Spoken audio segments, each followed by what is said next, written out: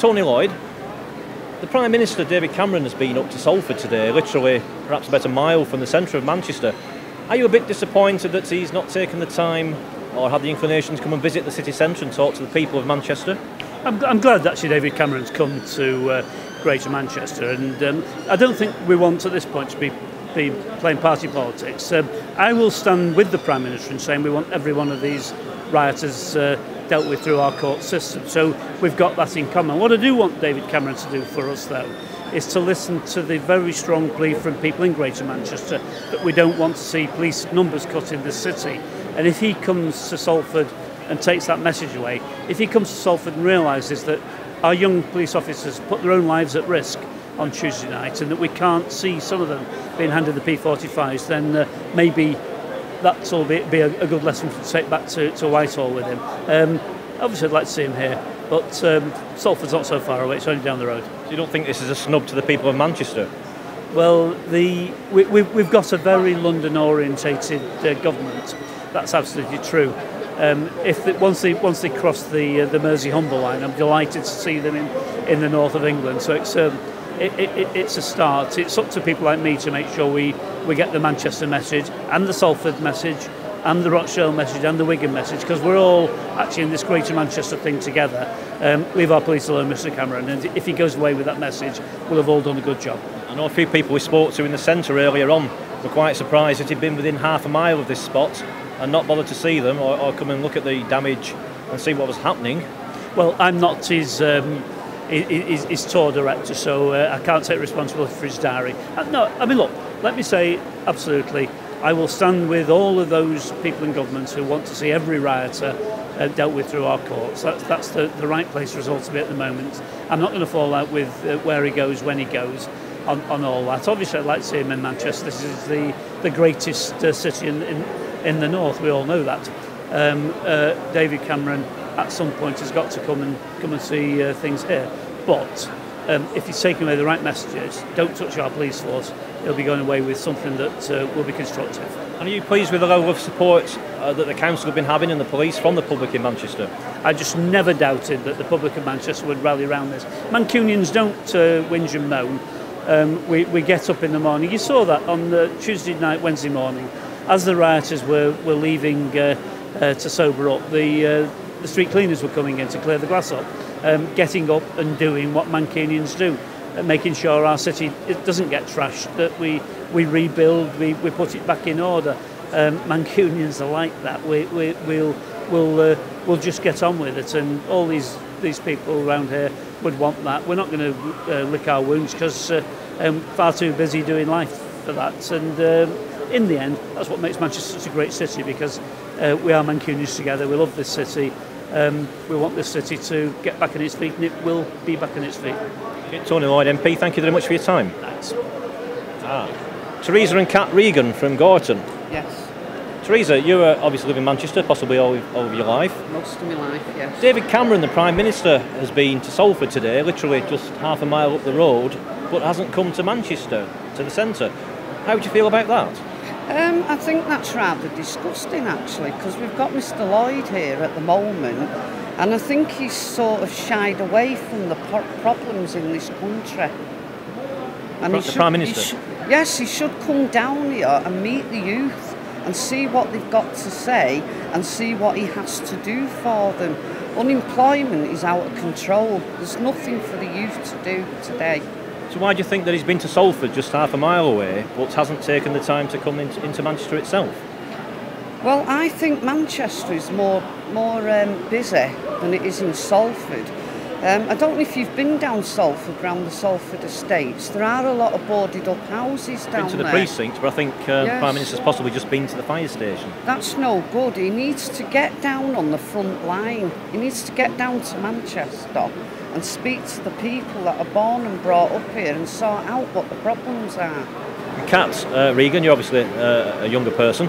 How do you feel about the Prime Minister not turning up today, and what sort of things are people your age talking about?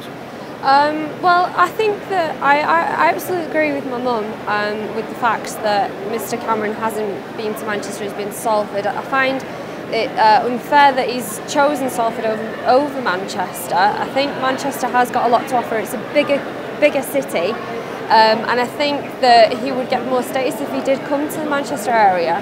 A lot of people my age are talking about like things like education, unemployment.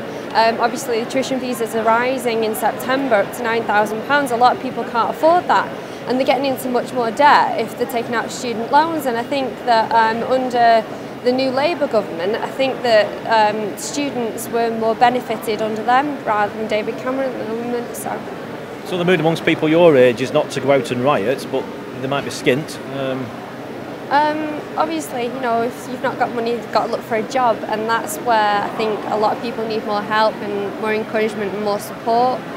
Whether it's through further training or whether it's through helping with, I don't know, CVs or special workshops, things like that, really. And I think the government can definitely do something more about that. So do you feel the community of Manchester have come together a lot more because of this now? Some good may have come out of it. Of course they have. Manchester's kind of like Liverpool a little. When something happens, the whole community will come together as one. And something needs to be done about the unemployment and help these young kids. You know, they're getting into bad ways, they're ending up in prison. And if you just helped a bit with the tuition fees, my daughter was doing a postgraduate law degree, 2,200 for last year. Now we can't afford these fees for this year. They're coming up on £9,000. So now she's thinking of going into nursing in March. So the youth need help. And he should be down here sorting this out today. All right, well, thanks for your time and thanks for your thoughts there. Thank you. David Cameron went to all round here, but he ain't been in where his constituency is in London. Yeah. He ain't gone to Tottenham. He ain't gone to Hackney. He ain't gone to. He dodged all those areas. Went to Croydon and he came down here. So what does that say about him? He wasn't even in London. I hope everything gets under control, but there's definitely something wrong with society, and I know what it is. When I look along here, it's very consumable, mate. It's very consumable, and government legislation always goes to the top, but it never filters to the bottom. Because young kids obviously want nice trainers, stereos, iPods, and they see all this stuff and they can't get it. Yeah, but I'm 46 here. I'm born in the days of like in the 60s and 70s when there was the church that had the youth clubs. Yeah. You had don't forget, the church had a lot of influence with kids as well. Yeah. That's gone. There's cutbacks with social services and everything. There's a lot of kids as well in homes. Yeah. So you think family breakdowns are a lot to play? Yeah, of course. Family breakdown and parents, you know the laws, giving kids this sort of law, you need to take that back. Like, for instance, don't hit in your kids. I know there's some people that go over the top, but you got to remember, with government as well. Chastisement, possibly. Chastisement's good, but the problem with chastisement, you find, if a few people do it, they make a law that covers everybody. Do you understand? Once you get a minority do something, they make a law which blankets everybody. So if you hit your child and you've abused your child, there'll be a law for abusing your child, not for that person, but for all the good people that's looking after their kids. And when you get kids to a state that's got an understanding, they know what's going on. Let me tell you what the kids do know, and they're not stupid. They've seen government take money, you know the expenses. The kids have seen that. They've seen them get away with it. They've seen the banks get stuff and get away with it. The kids see a lot of local big people get away with it. You know, the money that goes round and all of that. The kids have seen it, and what they think the kids see is that young people, the government people, are elite for getting into trouble. The scandals and everything. You know, no one doesn't go to prison. All the top scandals, the banks never went to prison. No one never went to prison. So the kids are looking at it like that. Well, we're going to be untouchable. So what I'm trying to say is, you have to lead from the top.